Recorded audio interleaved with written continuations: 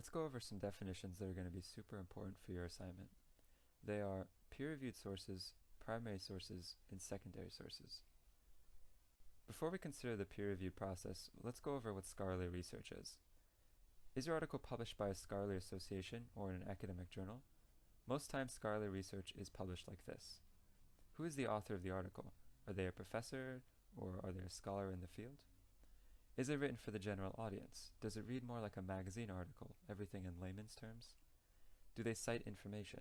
This is extremely critical. Most scholarly research, if not all scholarly research, have to cite their information in order to prove credibility. And finally, is it peer-reviewed? Generally, scholarly research and peer-reviewed is synonymous, but to understand it, let's go over the peer-reviewed process. It's a pretty simple process. Step 1, the author of the article submits it to the journal editor, who forwards that article to other experts in the field. Step 2, these reviewers carefully evaluate the quality of the content. Step 3, the author receives the feedback from the editor and the reviewers. Step 4, the author revises, resubmits the manuscript, and repeats the process into a publication. But what does this mean for you? Peer-reviewed journals will not publish articles that fail to meet the standards established for a given discipline. Peer-reviewed articles that are accepted for publication exemplify the best research practices in a field. This means that this type of research is both credible and reliable, which means you can use it in your own assignment without having to worry if it's right or wrong. Thankfully, finding peer-reviewed articles is pretty If you're already using the database, academic search, all you have to do is check this box. You can just click this checkbox called right here titled Scholarly Scholarly Peer-Reviewed Peer-Reviewed in order to Journals search only in order to peer-reviewed access sources. only peer-reviewed sources. Now let's go over what primary sources are. Primary sources are first-hand testimonies or direct evidence concerning the investigated topic.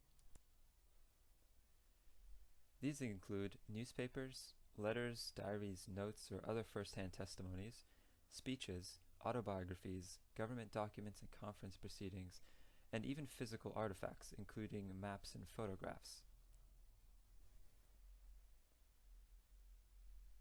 But why is this important to you? Well, not everything in history is set in stone. By going over primary sources, you can gain a deeper understanding of the time period, and therefore create your own arguments based on that evidence, and construct your own knowledge and understanding for your own research. Now let's go over secondary sources. Secondary sources are second-hand accounts of an historical event, and otherwise analysis and interpretation of primary sources. These include biographies, textbooks, review articles, literary criticisms, contemporary scholarly articles, and even your essay. Now, why are secondary sources important?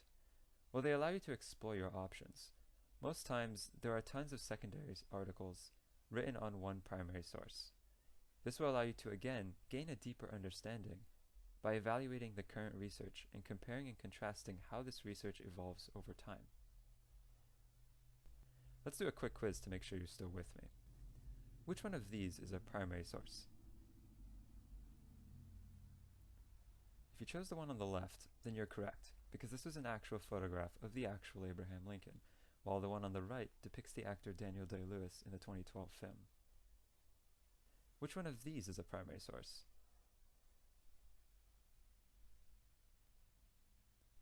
If you chose the one on the left, you're correct, because that depicts the actual diary of Anne Frank, while the picture on the right is an actress in the 1959 film. I hope this was useful for you. Remember, you can always come back and go over these definitions again. Next, we'll go over how you can find primary sources on your topic.